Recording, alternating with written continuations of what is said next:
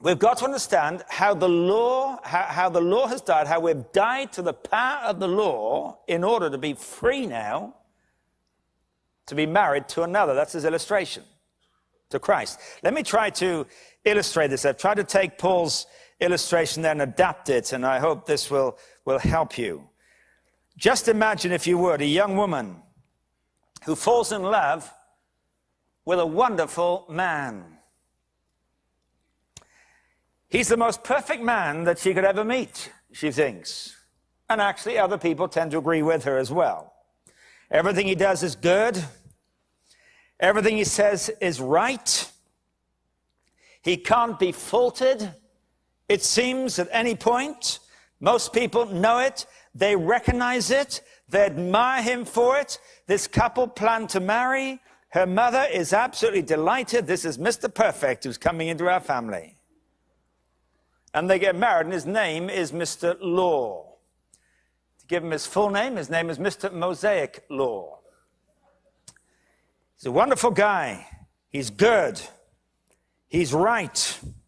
They go on their honeymoon, have a great honeymoon. She's just so secure in his disciplined life. She knows exactly where she is with him. He's so good. He's so right. She admires him. She loves him. But they come back home from their honeymoon, and on the first day in which he's going out to work, he says to her, listen, while I'm away today, I want you to behave exactly as you know I behave. I'm giving you a piece of paper here with a checklist of all the things I want you to do today, and when I get home tonight, I'm going to check and make sure you've done everything I've given you on this long checklist. He goes away, comes home that evening, he comes into the house, he doesn't ask her how she is, he doesn't give her a kiss, he just says, bring me the checklist. Let me see how you've done.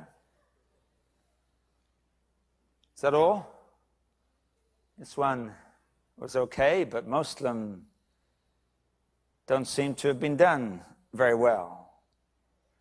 Tomorrow morning, I'll give you the exact same list. Tomorrow night, you better make sure you've done better. Comes home the next night, says, show me your checklist. This goes on week after week, month after month. He never asks her how she is. He doesn't show any love. He just makes demands, and she becomes exhausted. She develops a huge inferiority complex. She becomes full of a sense of guilt and failure. And then one day, Mr. Law dies. Well, she's polite about that, and she mourns properly. But what a relief. Later, she meets another man, and he's a wonderful man. In fact, he's just as good as Mr. Law used to be. Everything he does is pretty well perfect. Everything he does is good. Everything he says is right. He can't be faulted. Most people recognize it and admire him for it, and they fall in love, and they plan to marry, and her mother is excited all over again. His name is Mr. Life.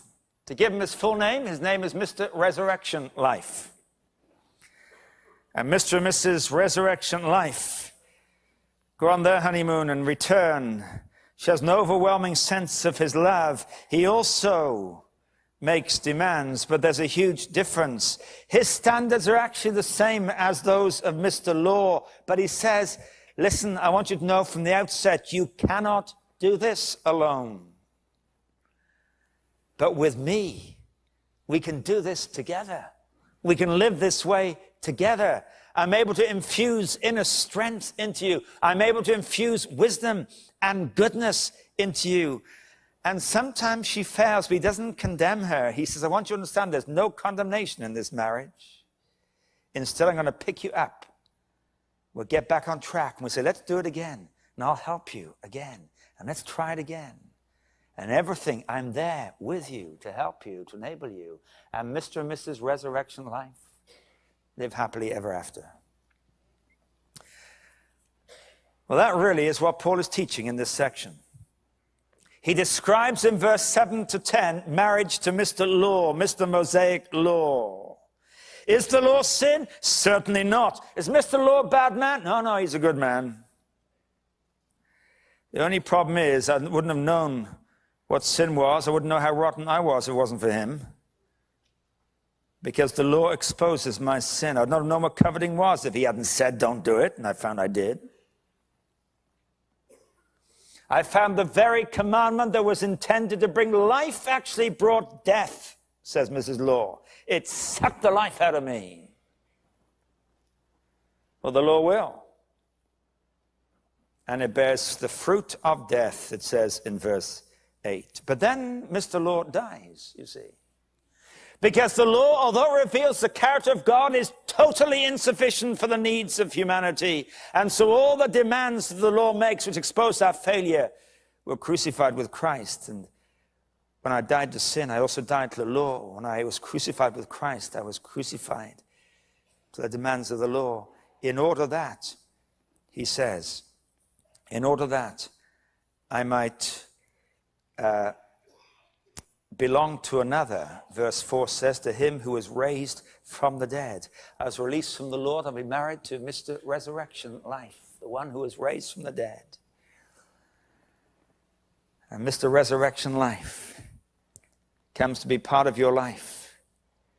And the result is you bear fruit for God.